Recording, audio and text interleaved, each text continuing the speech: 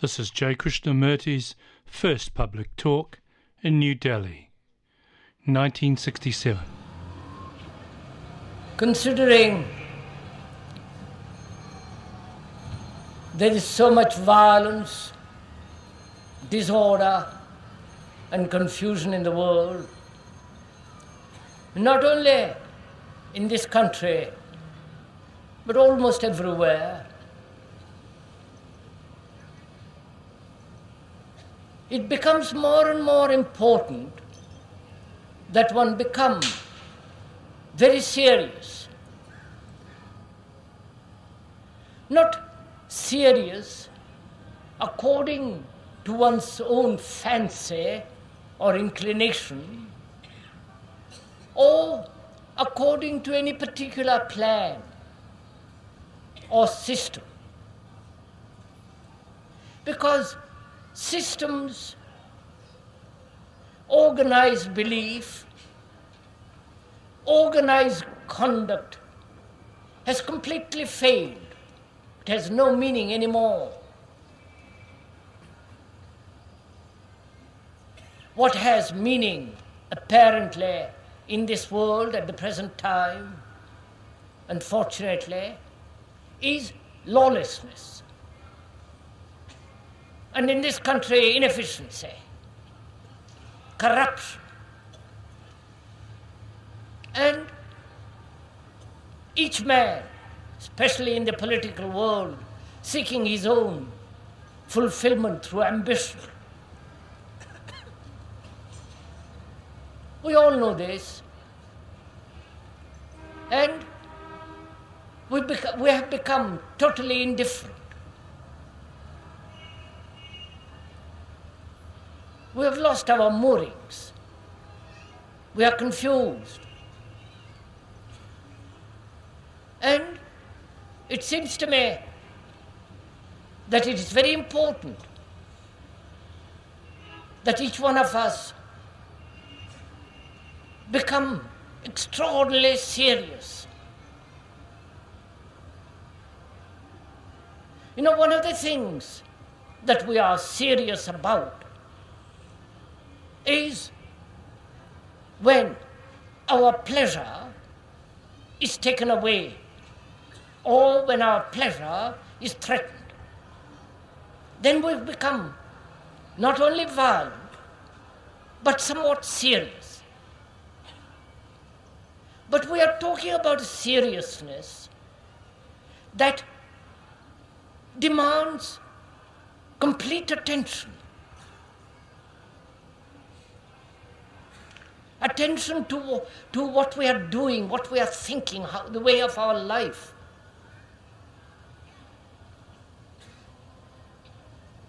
Because as one observes,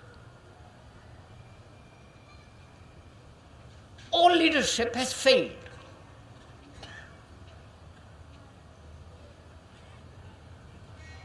There is no authority to tell us what to do. And if they do, we don't pay attention at all. We go on with our own pleasant way. And organized belief as religion has no longer any meaning whatsoever.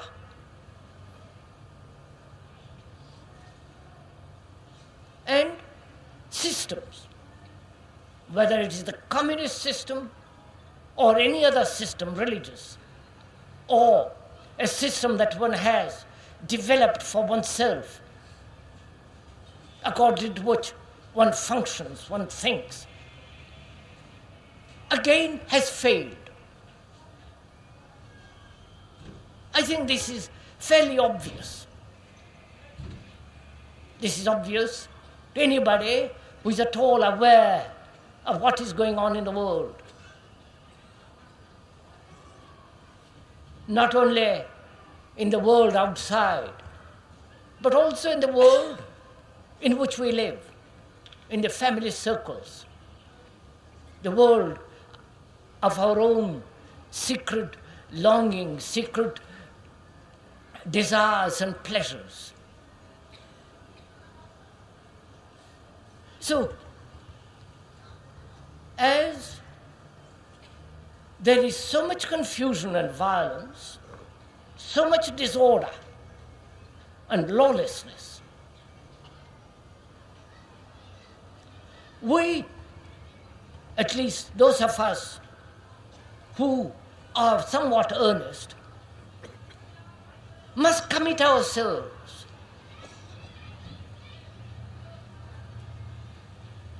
not to any particular belief, not to any particular system, but commit ourselves to a serious inquiry which will help us to live totally differently. Because that's what is needed, surely. A way of life which we, as human beings, not only individually but as a human being,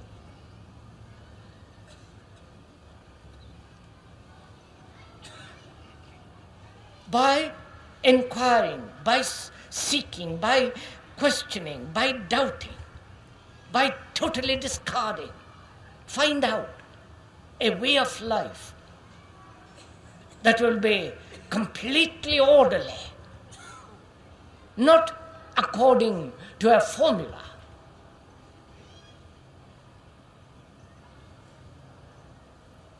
but according to a serious attention which begins to inquire into every activity of our life. Such commitment is essential.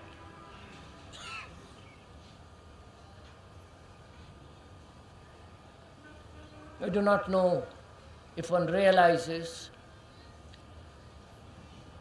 not only outwardly but also inwardly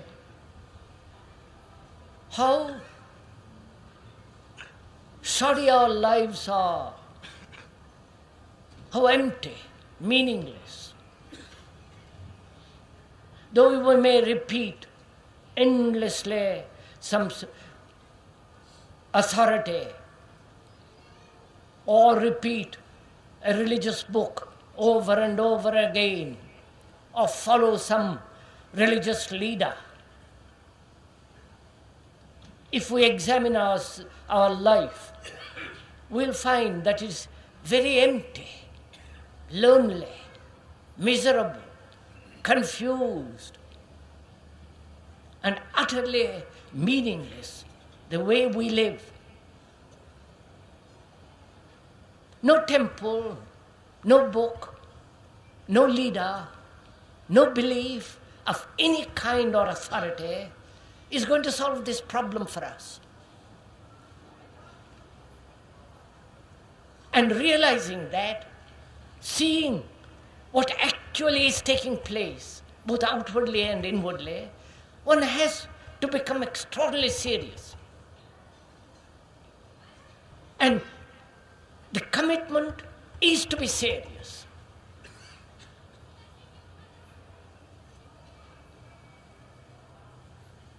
I don't think we realize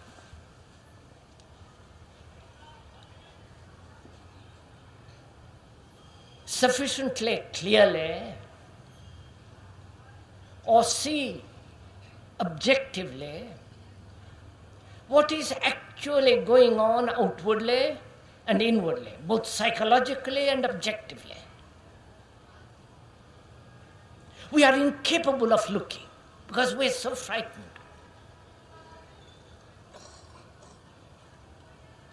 We think others will do something to take us out of this mire.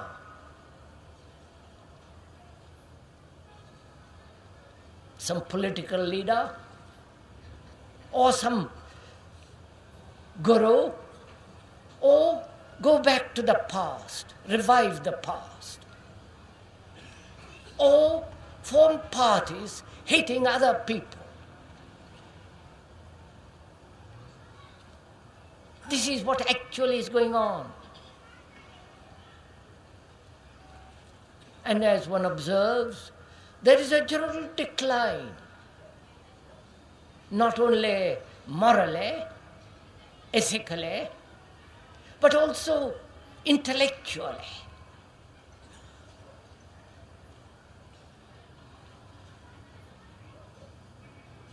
Intellectually, we repeat what others have said endlessly.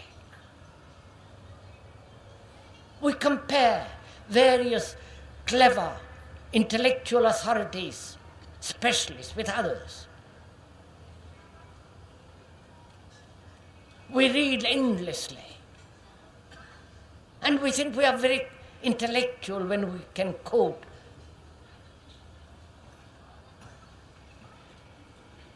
when we can compare dialectically against one theory against another, one opinion against another. So intellectually, we're almost dead. Please do observe, listen to what is being said, neither to agree or disagree, but to see the actual fact. How intellectually, mentally, we are hedged in. There is no space. There is no vitality. There is no critical awareness.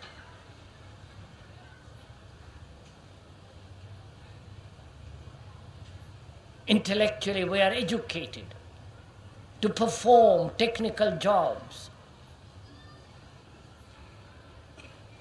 pass some footling little examination,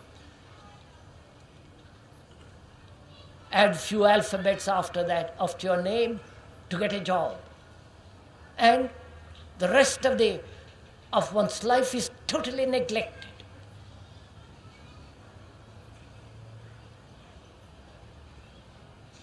And so intellectually, that is to think clearly, objectively, forcefully, vitally, is denied.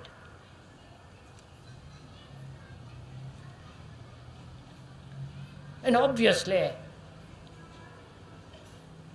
we have no feelings at all. We have become very callous.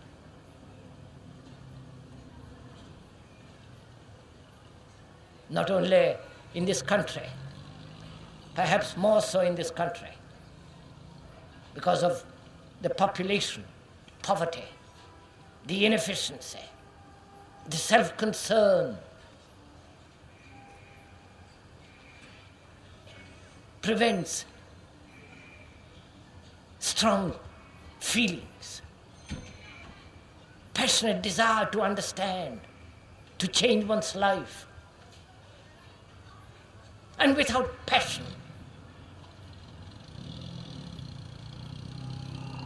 you cannot be serious. And without passion, one cannot do anything.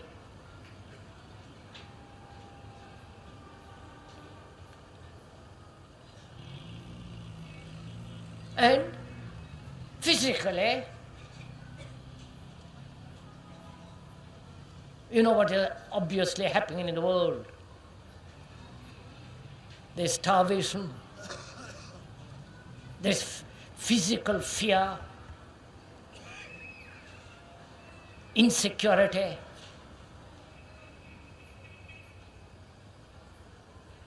a slow decline intellectually, emotionally, and physically.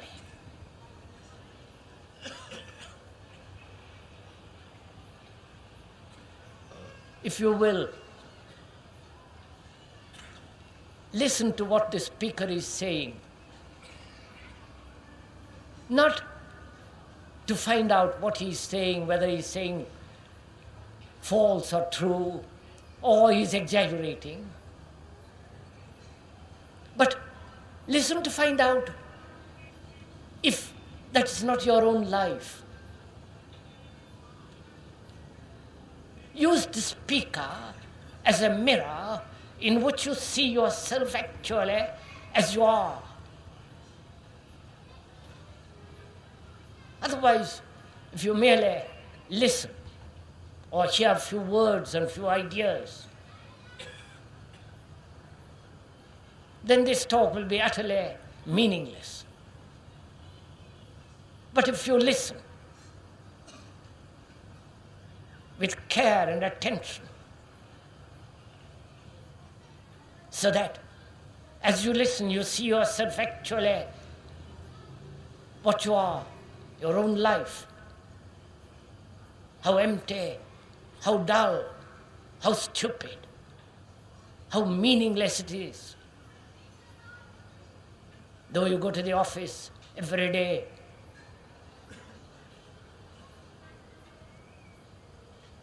how your thoughts function in a formula,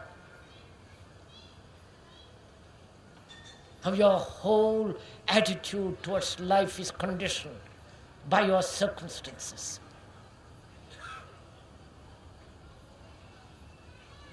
If in listening you can discover that, discover it for yourself, not be told about it. Discover it for oneself. Then it has an extraordinary significance. But if you are told about it and then discover it or agree with it, then it is second hand. It's not original.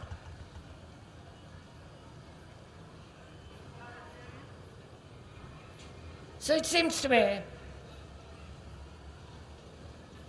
that one has to commit oneself to be very serious.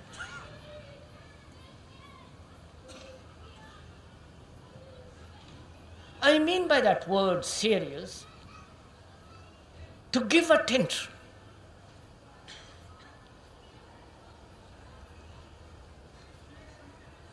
And you cannot give total attention if you do not see actually what is taking place in yourself.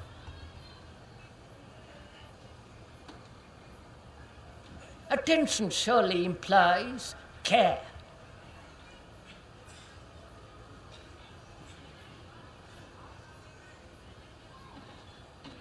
That is, to look with care, to look at one's own life, one's own way of thinking, one's activity with care.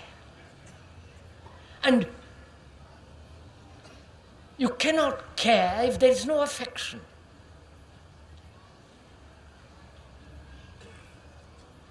If there is no love, you cannot possibly care.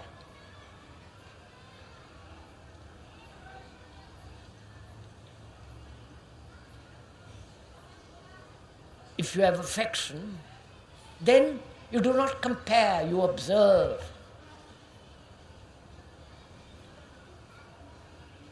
It's only when there is no love, then there is comparison. Then there is the drive of ambition.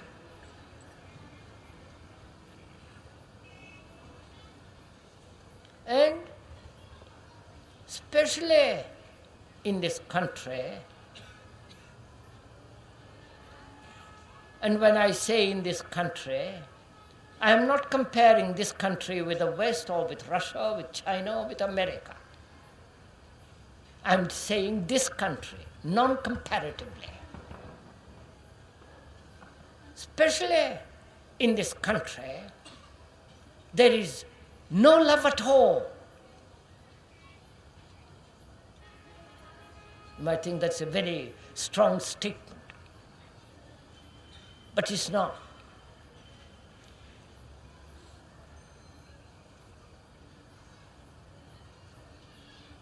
And in this country, though we have talked endlessly about violence and non-violence, you are very violent people.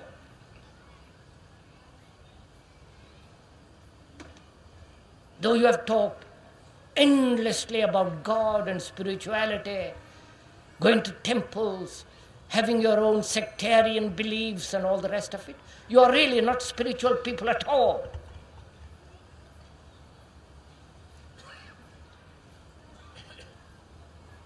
Please listen very carefully. I am not criticizing. I am not taking the almighty attitude. I am merely observing the facts as they are.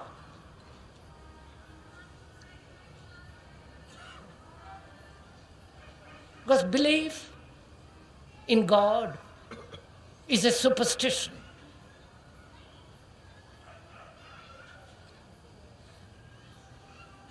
And you can be superstitious endlessly. And you will never know what reality is.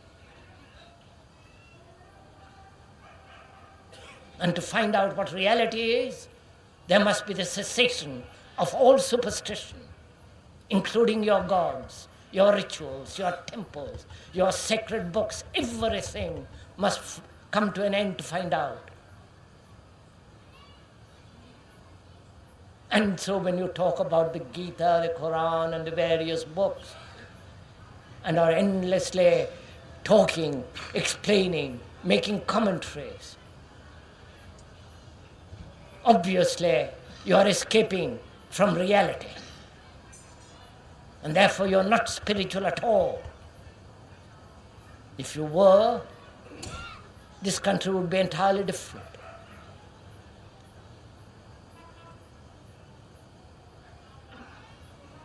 Then you would know what love is.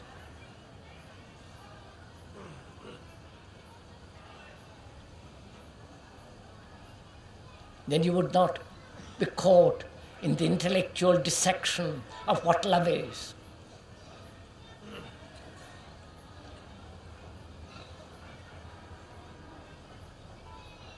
And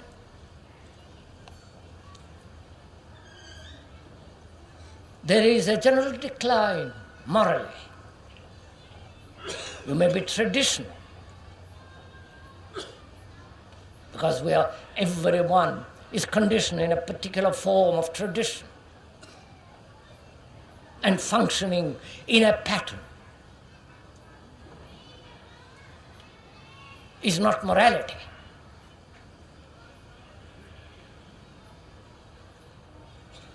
There can be no morality if there is no love.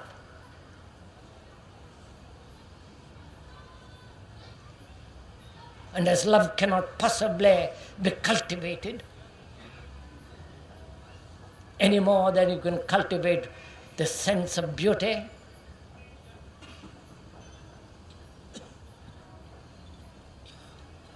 one is lost, because one has functioned all one's life in a formula, in an ideal, in an ideology.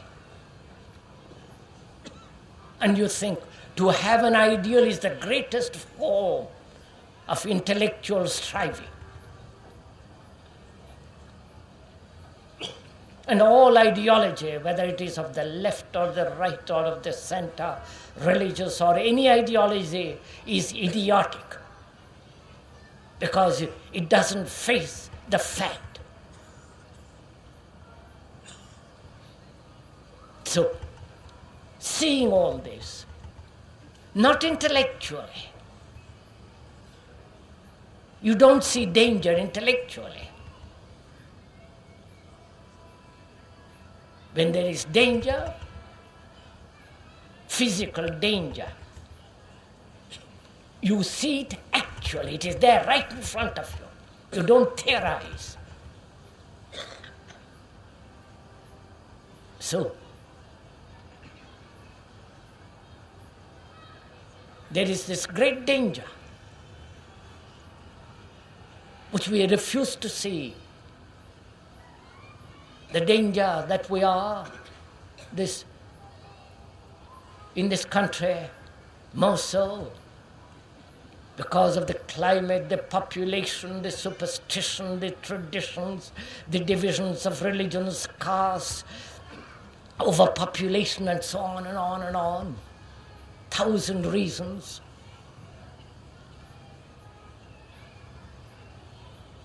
Not being aware of all this, of all the implications involved in all this.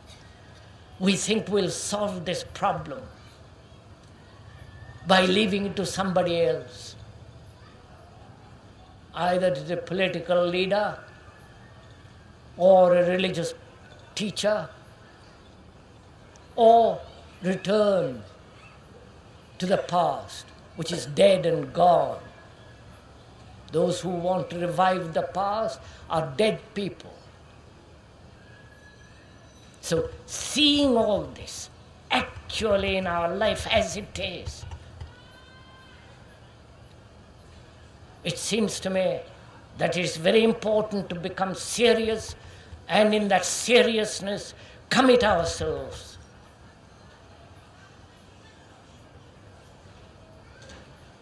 Not to join some particular party,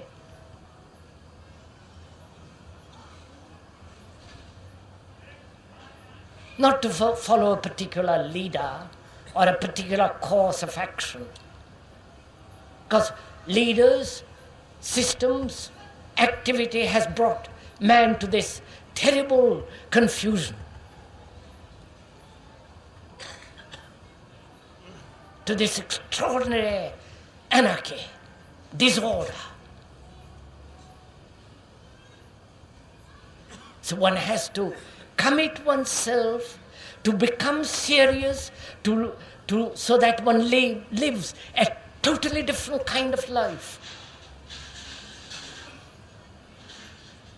That one brings about a total revolution in oneself, a psychological mutation.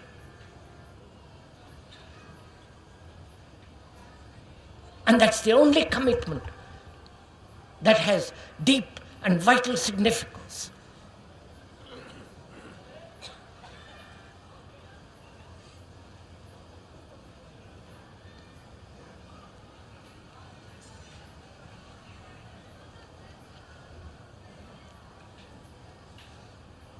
To commit oneself to freedom and to find out, come upon it, perhaps darkly, without knowing what love is. Those are the only two things that matter. Freedom and that thing, that word that is not the actuality, called love. Because without freedom, total freedom, there can possibly be no love.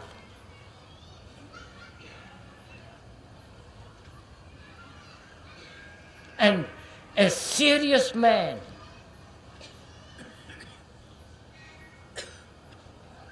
is committed to these two things only, and nothing else.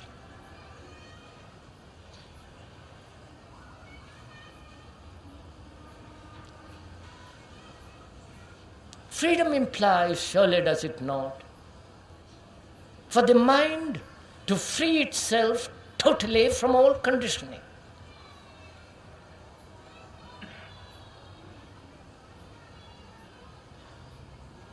That is,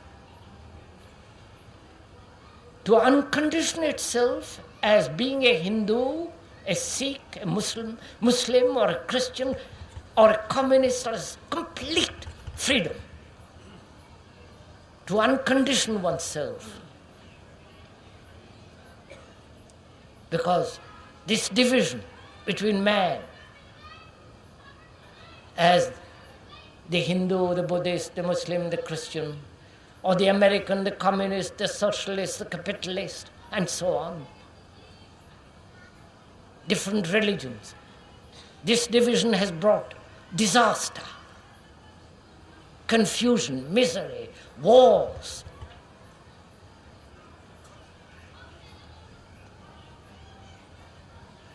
So,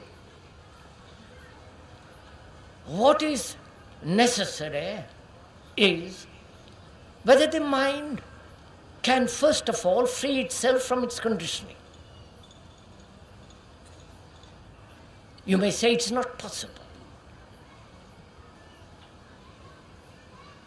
If if you say it is not possible, then there is no way out. It's like a man living in a prison and saying, I cannot get out. All that he can do is decorate the prison, polish it, make it more comfortable, more convenient, limit himself and his activities within the four walls of his own making.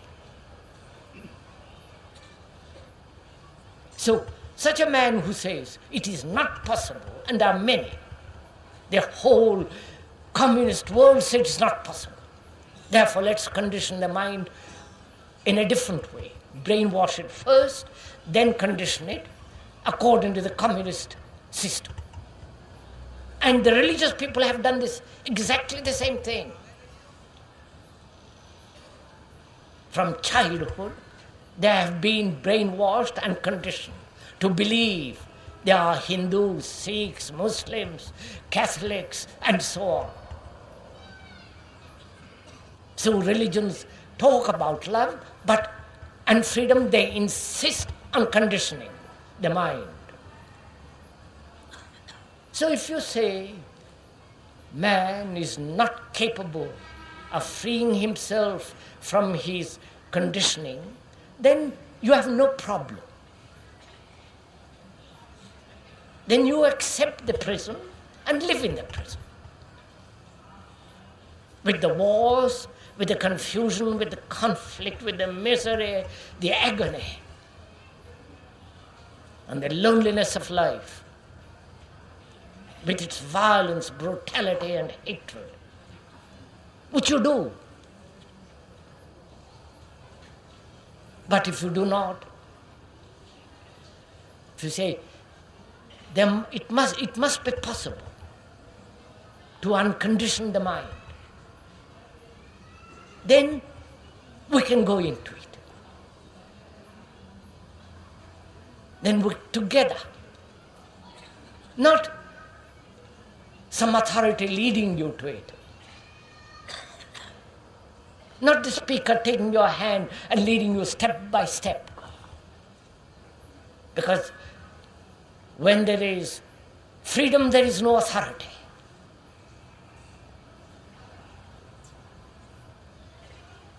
Freedom is at the beginning as well as at the end. And if you accept an authority at the beginning, you'll always be a slave at the end.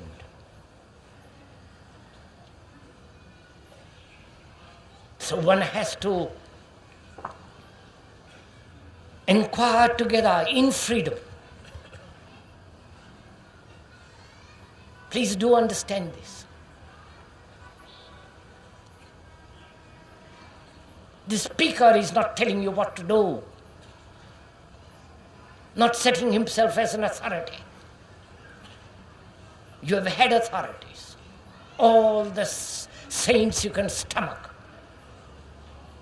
with all their absurdities, with all their immaturities.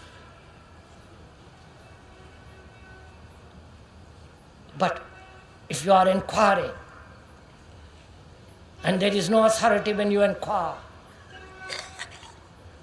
then we can take the journey together. Not being led, but together, sharing. And to inquire, there must be freedom. Otherwise you cannot possibly inquire. A real scientist, the real one, is not committed to any government. He has no nationality. He's not seeking an end. He's a pure scientist, investigating objectively right to the end, without projecting his personality, his nationality, his ambitions.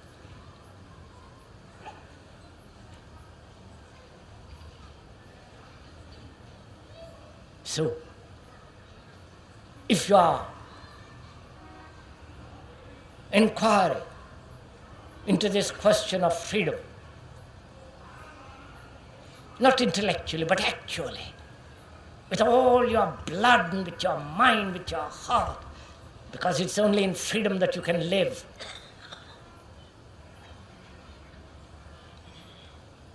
And it's only when there is freedom there is peace.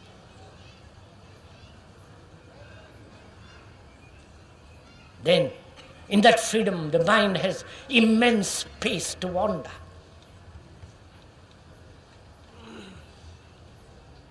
But a mind that is not free, tethered to a belief, tethered to an ambition, tethered to a family, or to some petty little god of its own invention, such a mind can never understand the extraordinary beauty or the love that comes out of this freedom. And this freedom can only come about naturally, easily, only when we begin to understand this conditioning.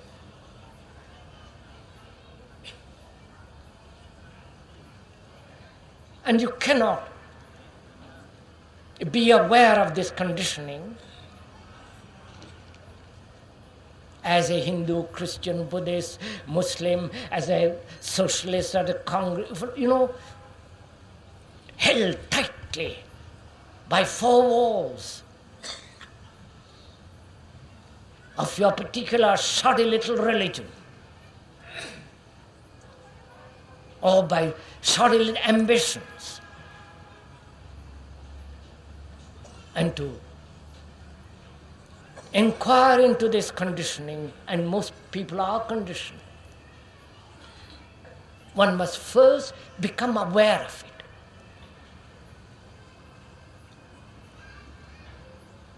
To be aware, that is to observe, to look at your own thoughts, to look at your beliefs, to look at your feelings. But when we do look, we condemn or justify or say that's natural. We don't look with choicelessness. We are not aware of our conditioning. We are aware of our conditioning with choice, of like and dislike, what is pleasurable and what is not pleasurable. But we are not aware of our conditioning without any choice at all, actually as it is.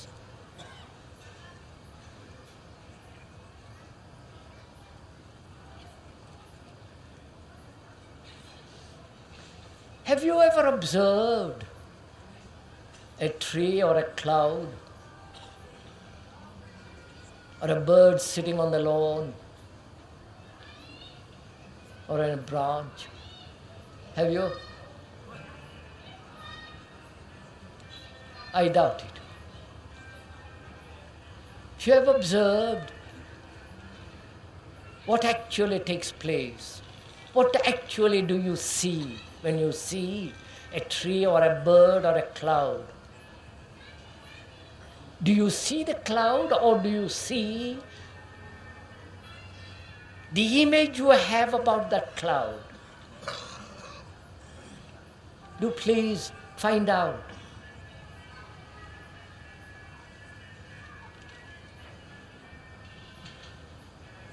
You see a bird and you give it a name. Or you say, I don't like that bird.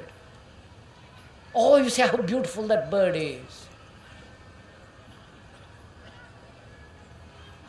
So, when you say all these things, you are actually not seeing the bird at all. Your words, your thoughts, whether you like it or don't like it, prevents you from looking.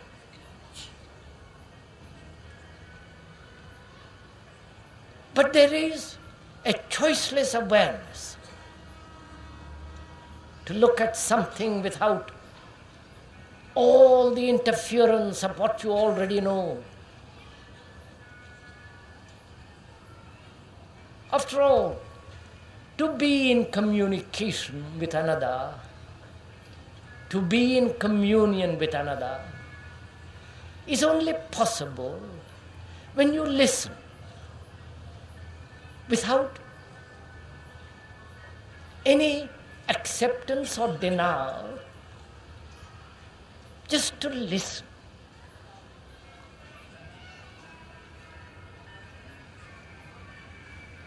In the same way, to look at yourself as if in a mirror, what actually you are, not what you should be or what you want to be, but actually.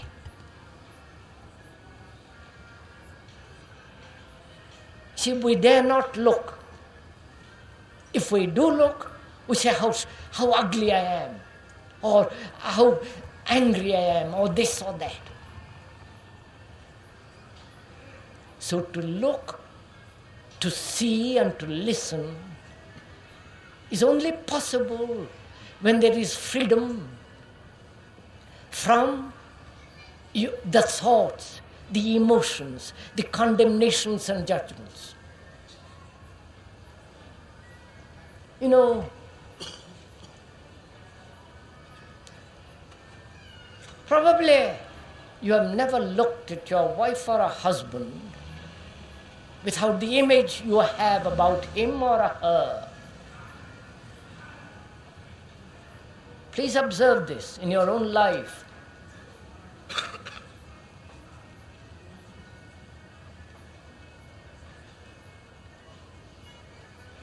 You have an image about him, or she has an image about you. And the relationship is between these two images. And these images have been built through many years of wrangles, of bitterness, anger, pleasure, criticism, annoyance, irritation, frustration. And so we look at things through the images that we have built about them. After all, you are listening to the speaker because you have an image about him.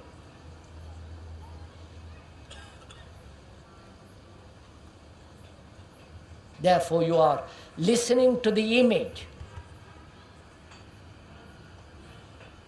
And therefore, you are not directly in contact with the speaker.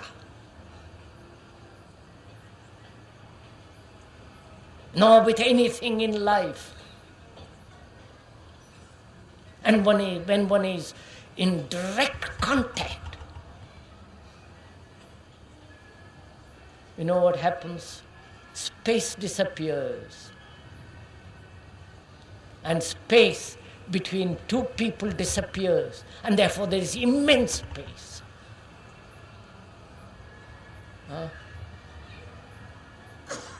And this is only possible when there is freedom.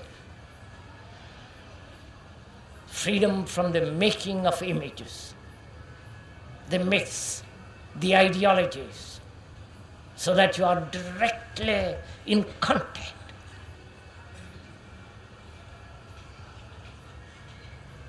Then, when you are directly in contact with the actual, then there is a transformation. You know what is happening in the world? They are experimenting, and many of them are taking drugs. The hippies, the beatniks, the Beatles, and so on throughout the world are taking drugs, certain forms of drugs. And when they take it, the space between the two disappears. Have you ever watched a bouquet of flowers on a table, if you have looked at it attentively, you will see that there is a space between you and the thing you observe. The space is the time.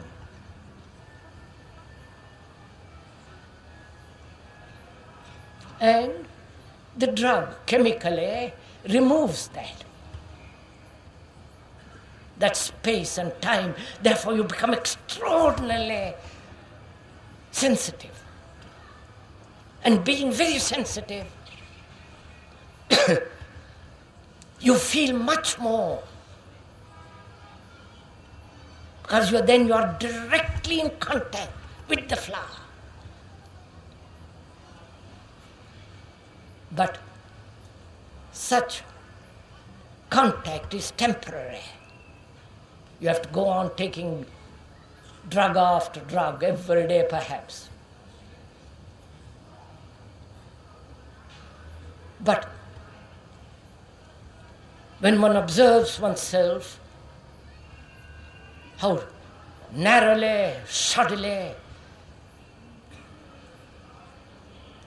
one is conditioned, observe it. That is, see it actually as it is without any verbal explanation or justification or condemnation, just to be choicelessly aware of that fact that you are angry, ambitious, narrow-minded, believing in so many things like a savage, so many superstitions, to be directly in contact with it. And then you will see, if you are directly in contact with it, there is no observer at all.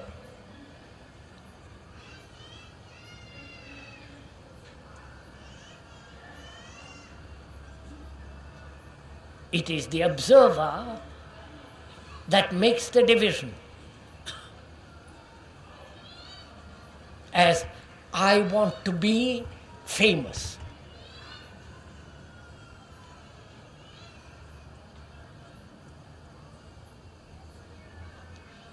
Look, when one is angry, anger apparently is something different from the entity that says, I am angry.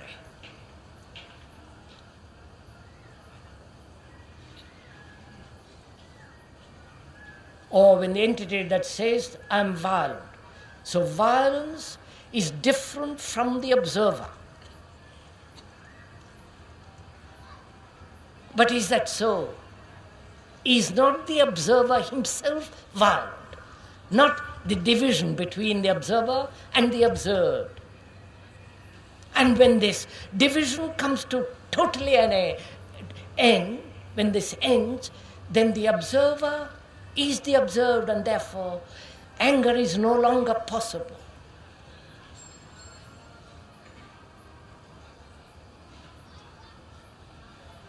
Anger, violence only exists when there is the division between the observer and the observed. We'll go into that another time, because it's a very complex question. It requires a great deal of inquiry, penetration, insight. It is only then there is freedom from all conflict. And when there is freedom from conflict, then there is peace. And out of that peace there is love.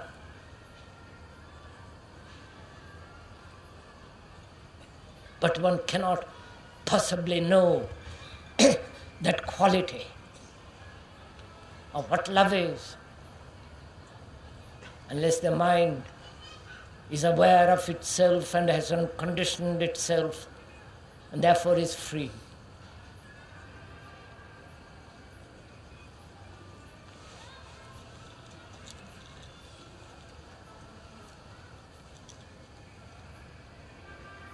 Perhaps you might like to ask questions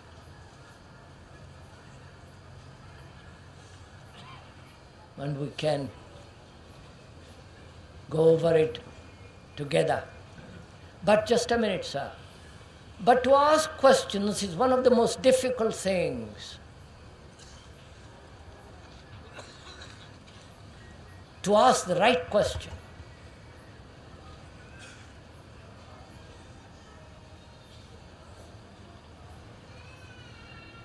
To ask the right question implies that you have already thought about it, that you have already inquired, that your mind is already sharp, clear. But anybody can ask any old question. But in asking the right question, one obviously not only need not ask the question, but in the very asking that question is the right answer. Please see the importance of this. Because we must ask questions. We must doubt everything. Criticize everything, find out. And not accept. Because we have accepted for so long.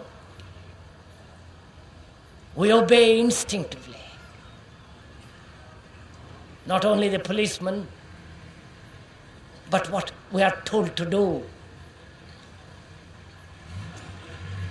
We are slaves of propaganda. And out of this confusion, we ask questions for somebody to clarify.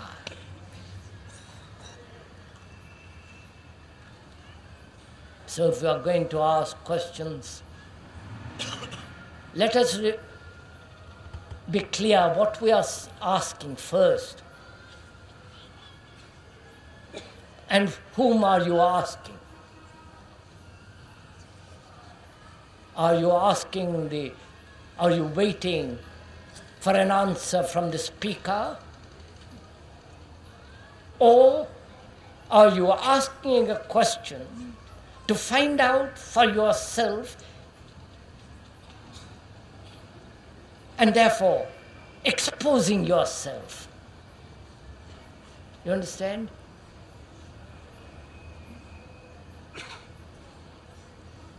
I can ask, but behind that asking I can hide myself.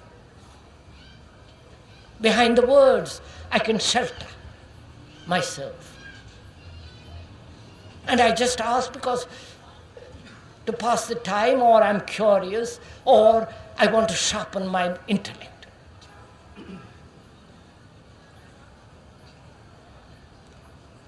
But if you ask a question, ask it with deliberation, with attention, which means you are exposing yourself.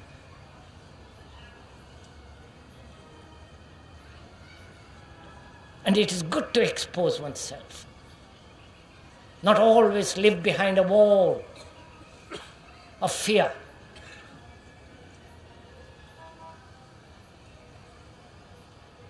Sir, you say that every challenge in life is new. If the person is an enemy to another, then if he is to enemy today, tomorrow it is also an enemy, then how the challenge becomes new.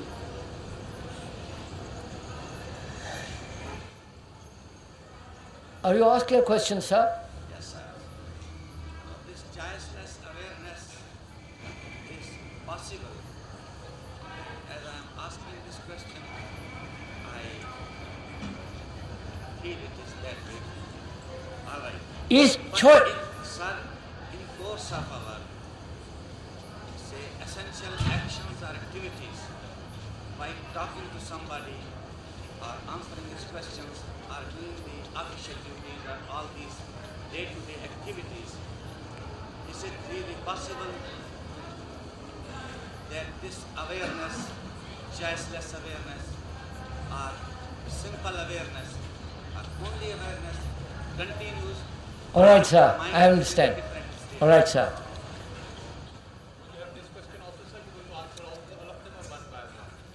I am afraid it would be better one by one, sir. Otherwise, how can one answer all the questions at once?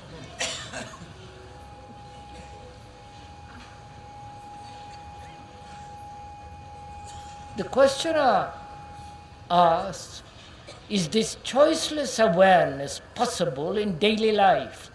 In office, at home, when you are by yourself, or when you're talking, when you're doing all the activities of life? Is this possible? Right? Now, just a minute. Whom are you asking? And who is going to tell you? I have said, the speaker has said, choiceless awareness is a state of mind which actually sees what is actually taking place, factually, without any condemnation, justification, which means it is very attentive. And you say, is this possible in life? Isn't it possible in life? Wait, sir. Either, do please sit down, sir.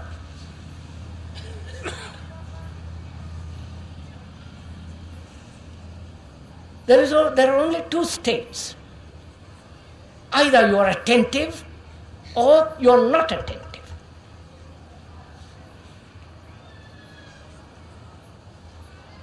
And most of us are inattentive. And we are inattentive because we have developed various habits of thought, habits of activity. And we function in those habits and mechanically carry on, which is inattention.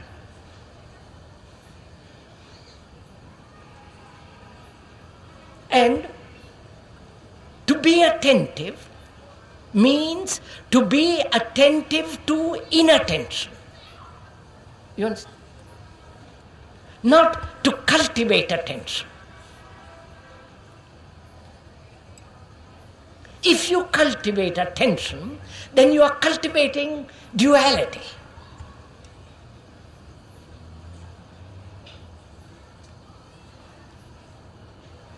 That is, sirs, one is inattentive in the office, at home. Most of the time we are inattentive, daydreaming, or imagining, or wishing. Wishing things were different, complaining against the conditions we live in, being envious of somebody else, wishing you are in that position. All that is inattention. Now, one becomes aware of this inattention. Then one says, I will become attentive. I must cultivate attention. Right? So you begin to cultivate attention, which is not attention at all, which is merely the opposite of inattention. I don't know if I'm making myself clear. Wait, I'll show it to you. Just a minute, sir, I'm finished. You see, sir, we are so eager to ask our questions that we don't even listen to what is being said. And we talk about attention. That's just it, sir.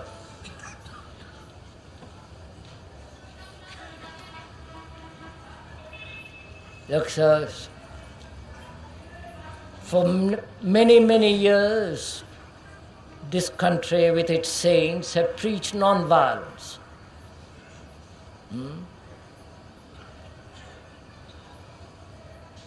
Up and down the land, they shipped it abroad as something extraordinary.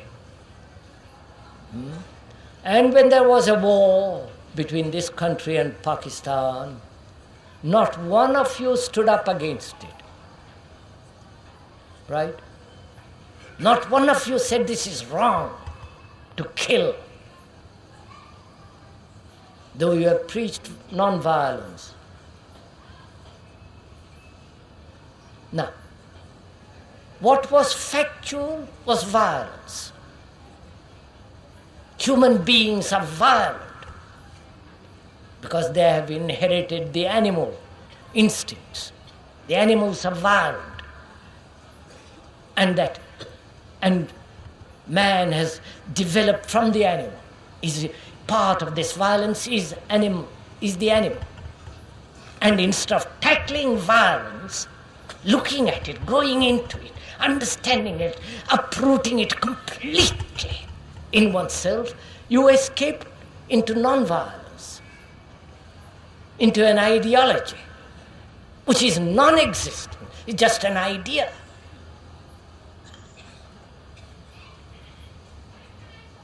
So, if one is cultivating attention,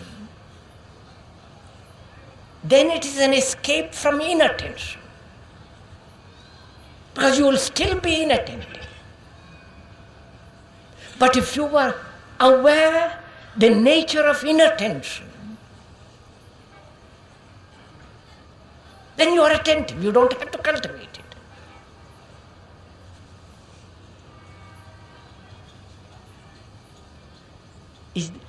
Is this clear at all or not at all? Look, sir. Clear? Is it? Now, what do you mean by clear? No, sir, please. This is not a clever question. Just inquire when you say it's clear. What do you mean? Verbally it's clear? Or you have actually understood it?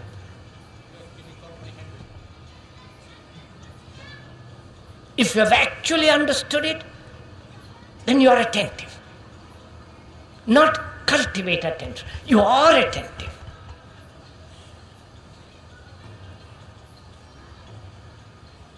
And being attentive, then you will know when you are not attentive, which is inattention.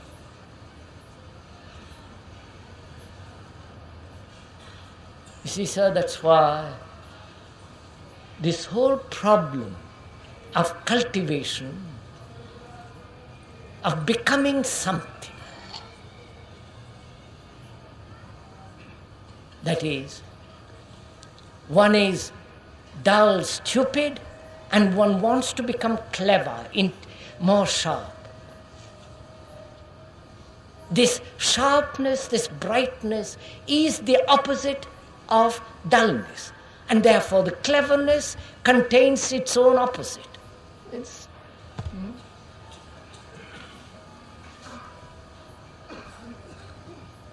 All right, so you don't see it, all right. So it is, as one can observe in one's daily life, one can be choicelessly aware,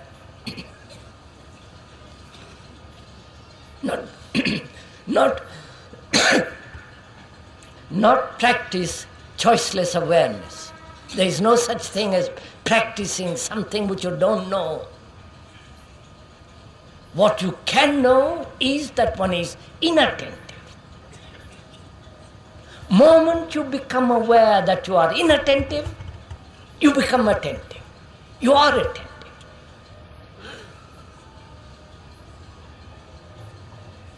And this is very important to understand.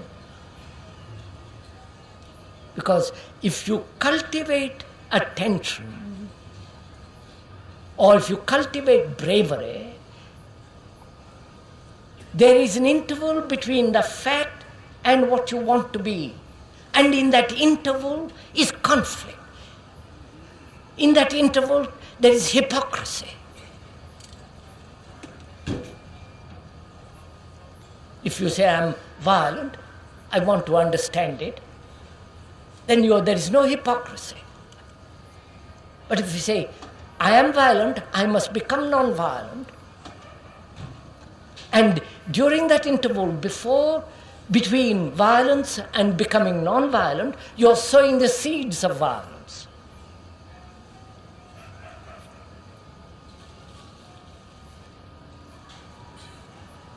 So, what is important is to find out for oneself not what others say, but actually observe, see, listen to yourself.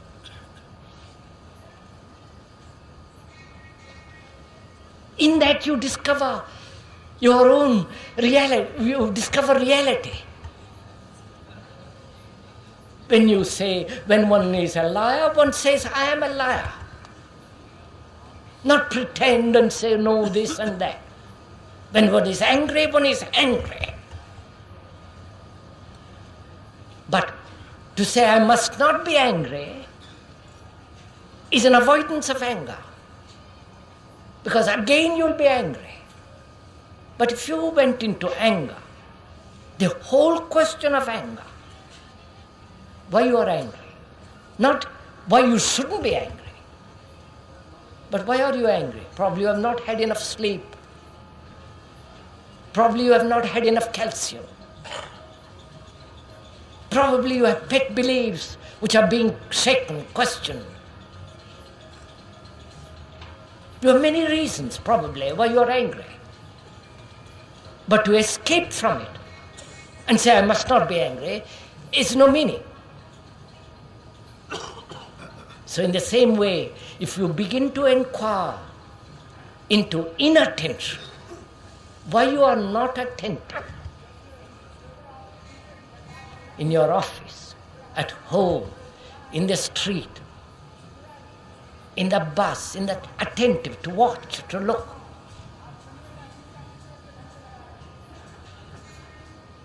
Then out of that inattention comes an extraordinary fact of attention, natural.